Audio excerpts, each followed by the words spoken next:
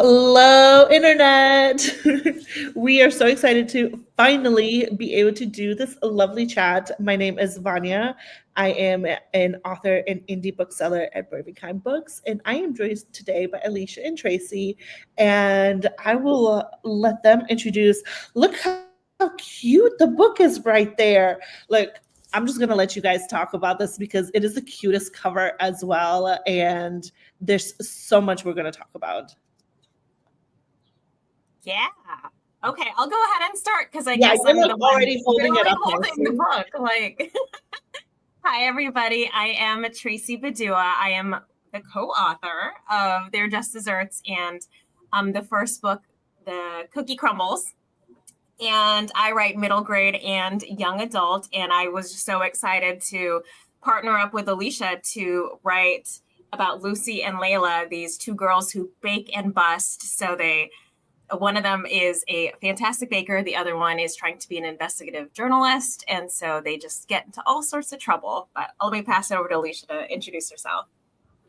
So hello, I am Alicia Dow, and you can see I have the book covers behind me over here.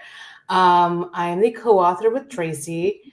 We have worked together as critique partners for 9 years. And these were our first collaborations. We had a lot of fun. And let's see, I also write middle grade mystery with her, fantasy, and then I write YA fantasy sci-fi. And now I'm like shifting into cozy romantasy. So yeah, this is very exciting to talk about They're Just Desserts because we had such a blast writing it. And I hope that if you have read it, you had a blast reading it. I am so excited to pick your brain about this because it's got baking and it's got mystery, and this is the second book. How did you even come up with the idea? These are good questions. Because I feel like with the cookie crumbles, Alicia was actually the one that kind of broached the idea of, hey, we should try to co-write something. And then we eventually, I think we threw a bunch of ideas back and forth and eventually settled on a baking mystery. And then I think we wanted to do it YA and then age it down to middle grade because it was just like, that just seemed to be where the characters fit and where our voices fit. And so in that one, in Cookie Crumbles, they're at a scholarship baking competition. And then we were trying to figure out where they could go next. And I think we're all fans of these holiday baking shows. I feel like that's how I kick off like any sort of holiday something is like, all right, turn the TV on, watch some people make terrible versions of things that I could only dream of even making. So holiday baking competitions turned it into like a kids baking one, and that became They're Just Desserts.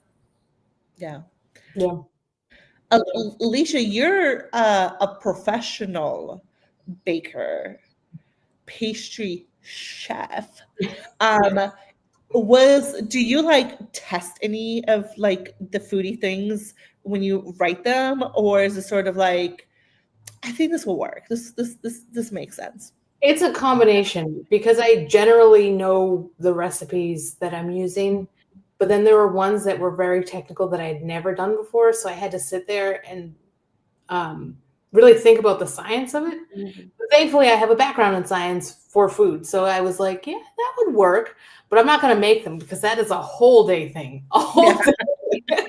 But normally, if I'm like using a recipe or I'm using certain flavor combinations, I know what they are and I know they're going to work and they're going to be delicious. And they're, again, 12-year-olds. So I'm not going to go all the way over the top with and now, no, it's very Great British Bake Off. That's what we were going for with this. So it was simple, but also the kind of flavors that a 12-year-old would know or a 13-year-old. Mm-hmm. Yeah. Tracy, how hungry were you writing this book? I'm so hungry. And so I am not a professional pastry chef. My baking skills are very lacking. But do you have a favorite? I use this as ooh.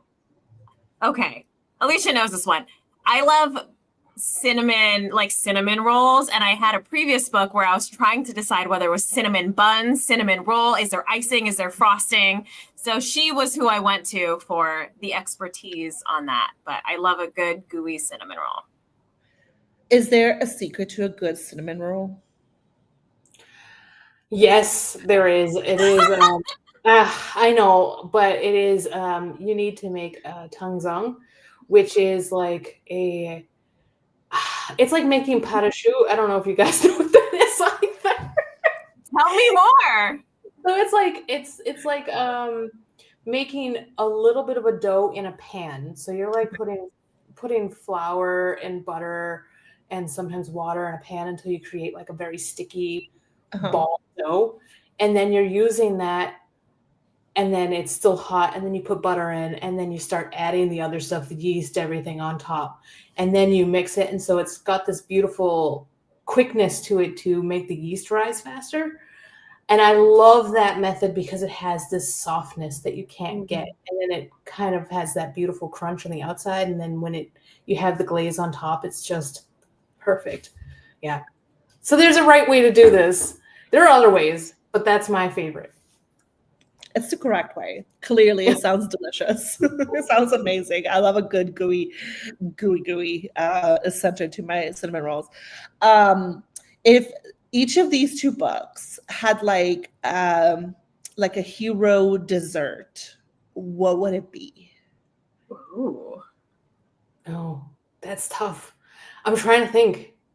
Was there one you were like, I need to eat this? Yeah.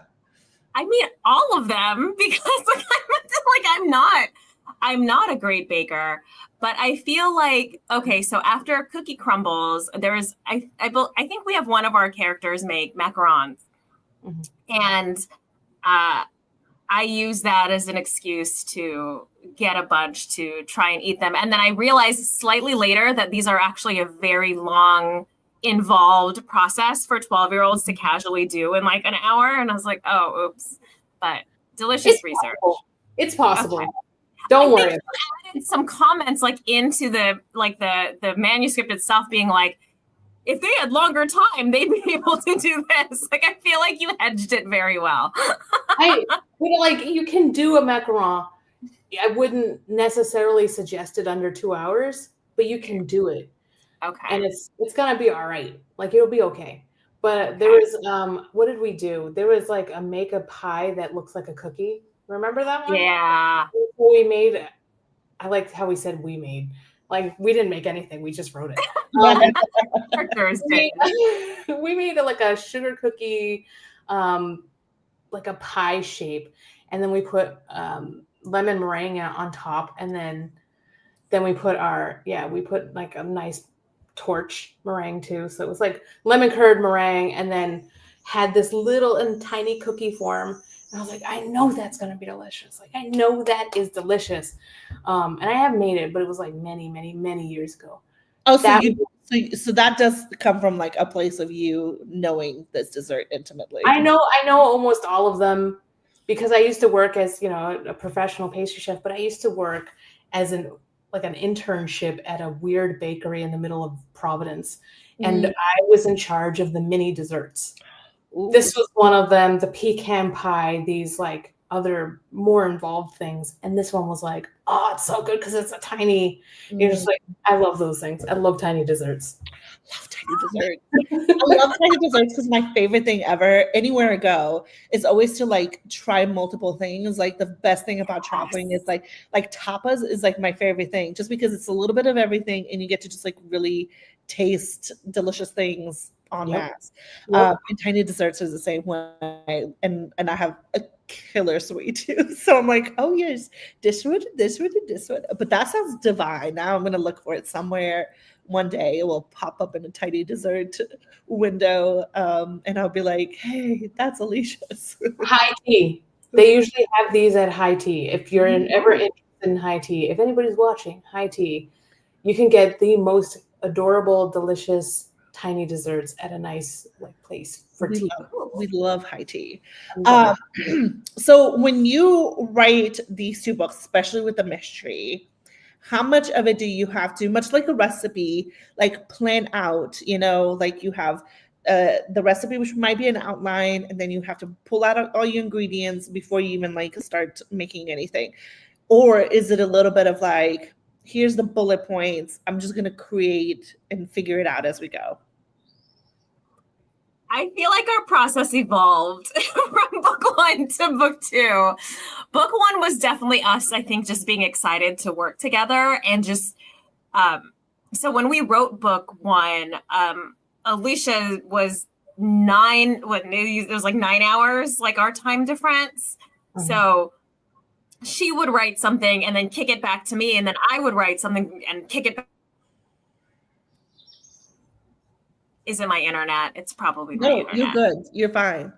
Okay. All right. In case I suddenly just looked really upset, it was that. It wasn't me talking about how fun it was to write. But yeah, and we had to revise it to like add in more mystery and add in some more of those traditional elements of mystery of like red herrings, and then making it not too easy to figure out, and having some of the characters try to purposely, throw you off of those kinds of things. So when we got to their just desserts, we knew that going in. I think we were able to build those in as we write. But I'm a big plotter, so I would like create an outline on the side and then share it with Alicia later. Because I don't want to stifle your writing process, but I'm very Alicia, you're not a plotter? She is, like, not as intense. I feel like I'm very intense. I like books. You're not a big plotter? Well, I have the idea. I know what's gonna happen in ways. But when I say I'm a plotter, no, I'm like a plantser. I know what's gonna happen and where it needs to happen.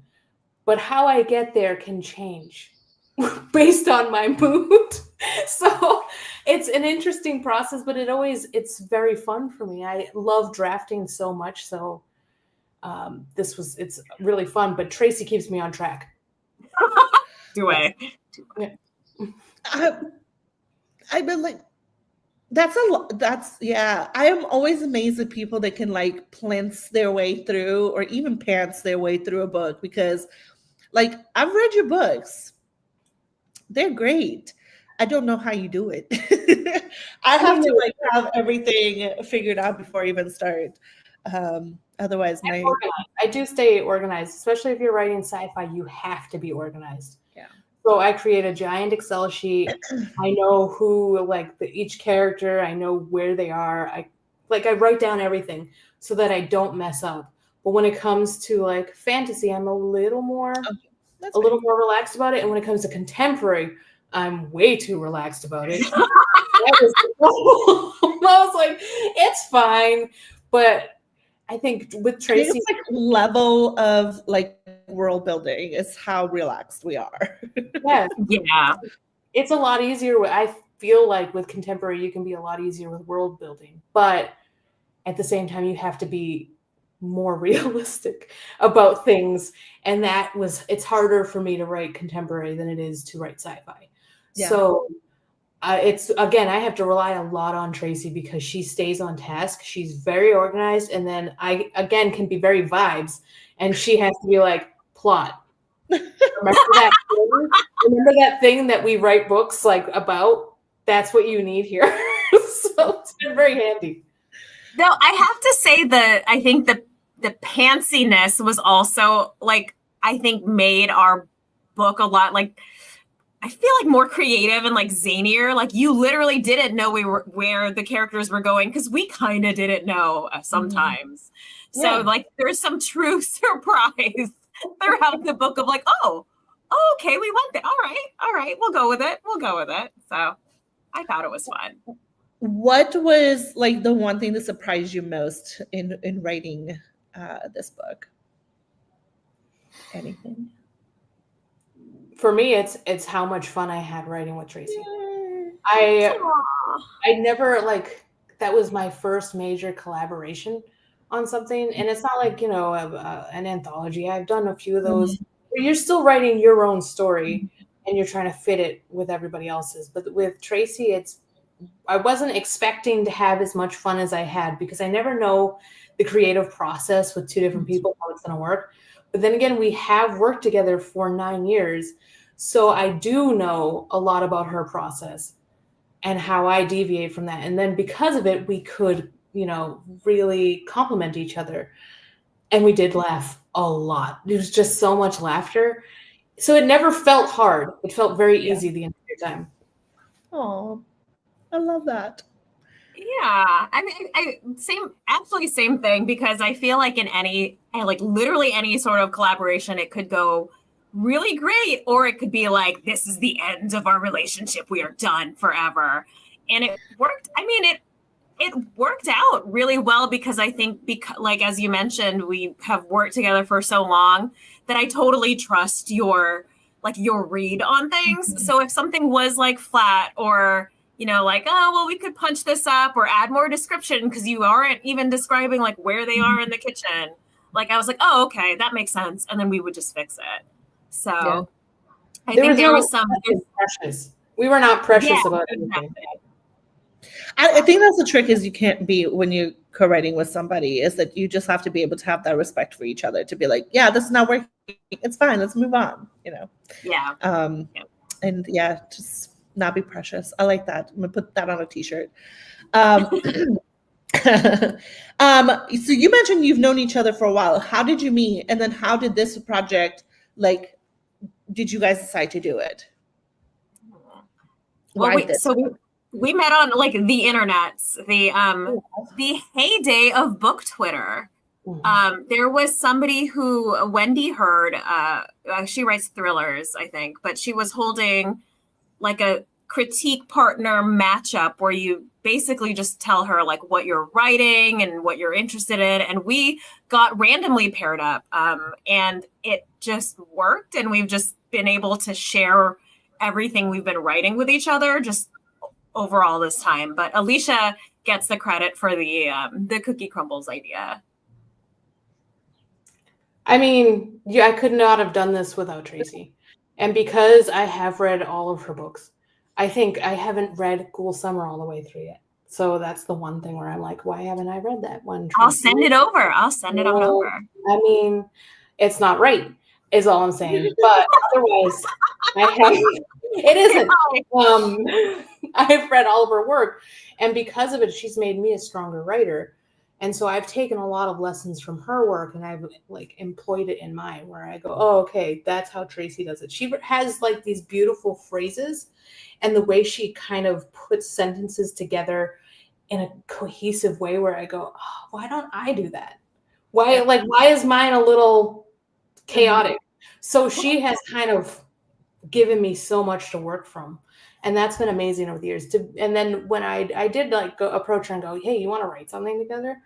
And I wasn't expecting her to say yes, because she has a lot going on. She's the busiest person I know. And she's like, okay.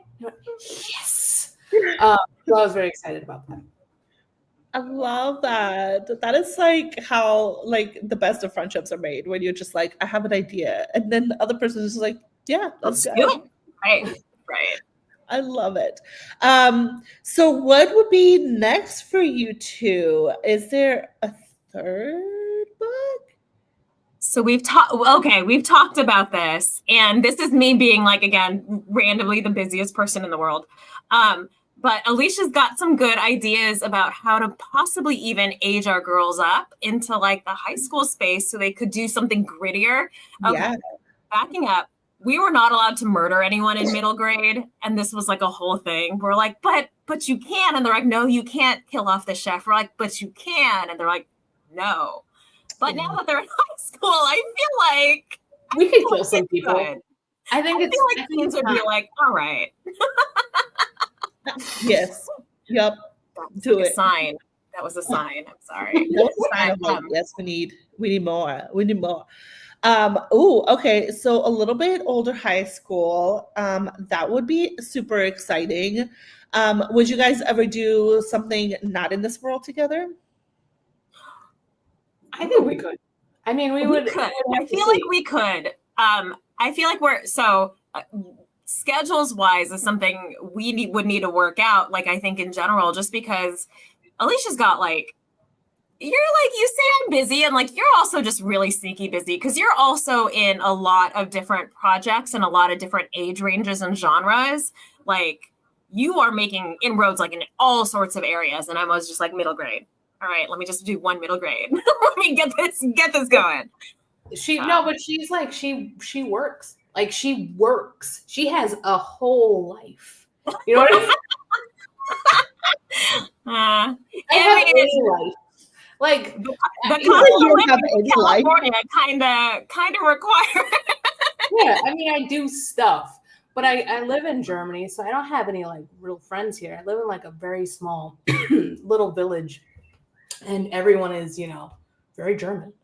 And it takes you like 10 plus years to make a friend in Germany. Excuse me. So I don't have any friends here. And so I kind of just work like a normal job. Like, that's what I do. I write all day, and from 9 to 5, that's what I do. And so I do work on a lot of different projects, and I'm interested in a lot of different age groups and different genres. So I'm always trying stuff. But sometimes it doesn't work out. And I just go, oh, okay, that failed. I'll get to like 140 pages and be like, that failed. Goodbye. And then I start with something else that's a new idea. And I'm always like just working. I just like to do that. I know. It's really weird. Broke my brain a little bit with that one. I'm like, what do you mean? Is there anything for both of you? Is there anything you won't write that you're like, oh, I can never touch that genre? Like, it's too much. Oh, what I realized after talking to everyone about how we tried to kill someone in middle grade and like it didn't work is that I could never write like true crime. Oh, because I think the research that I would do would just like destroy me. Like I would be too scared. Like everything I write has a cozy element to it because I am such a scaredy cat. So yeah, could not do true crime. I couldn't do that. I couldn't do true crime. I think I'm too afraid to do straight up horror. Like I think I would scare myself so much that I would be like not be able to do it. You know what I mean? I like have a dry throat. I am very scared of horror books. So like, I have so many good horror ideas, but then I get down someone else go do that. and I'm like, please do that. It sounds awesome. I can't do it because the moment I start to think about that, I become this other person. Yeah.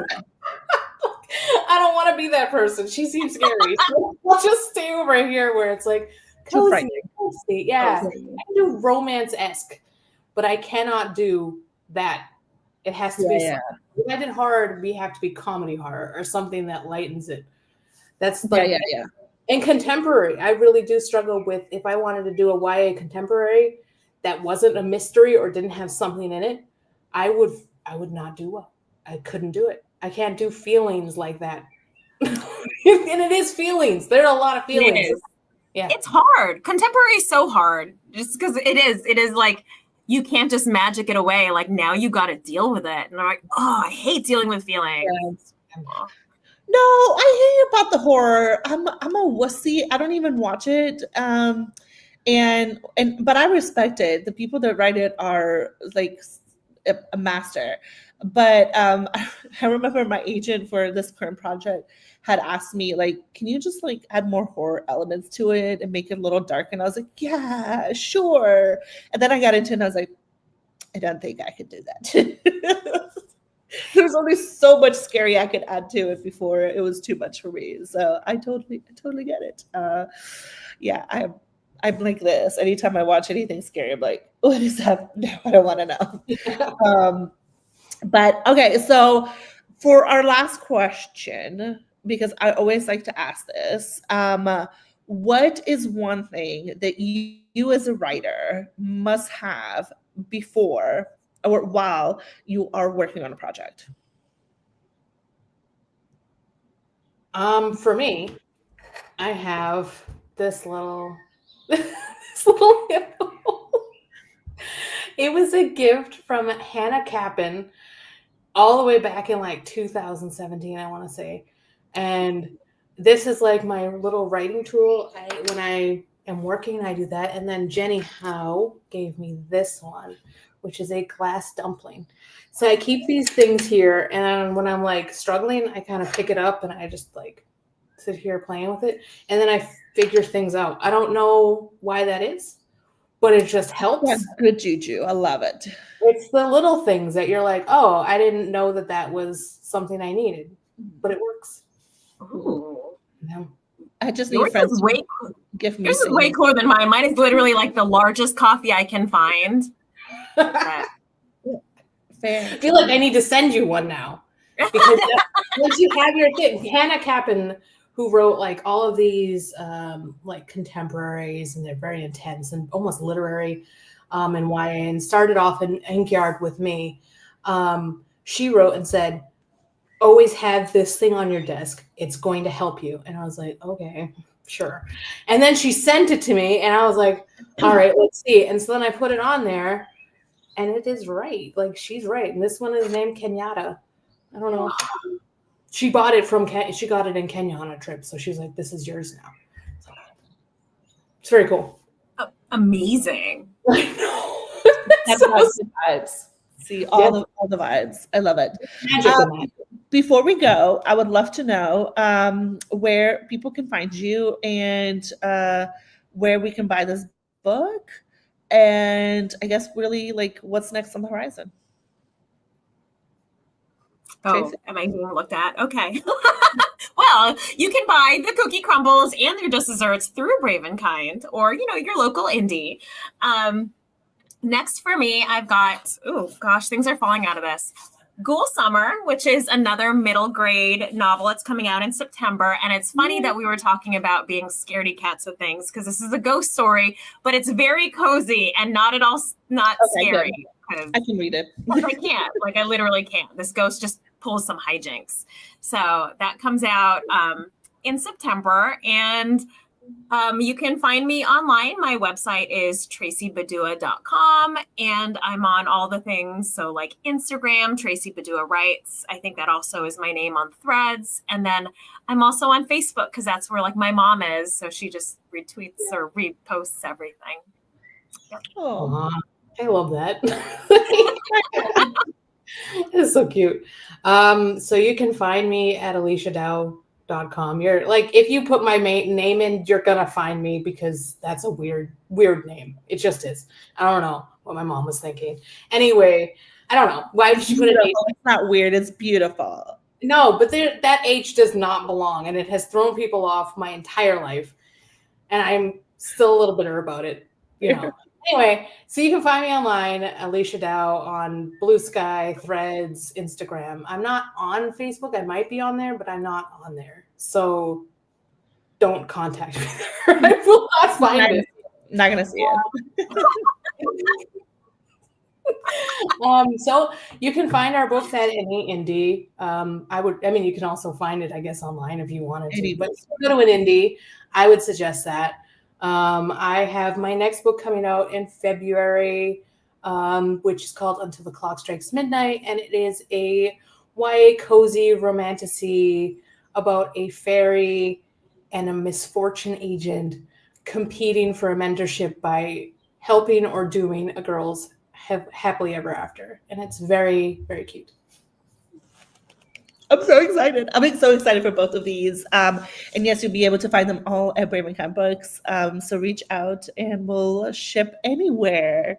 But this was lovely. Thank you both so much for hanging out with me today. And I'm so glad we got to celebrate their Just Desserts. It's out now everywhere. So I hope you all have a wonderful time, and make sure to follow our authors. And I'm sure that they will be happy to answer any questions you might have online, wherever they may be found.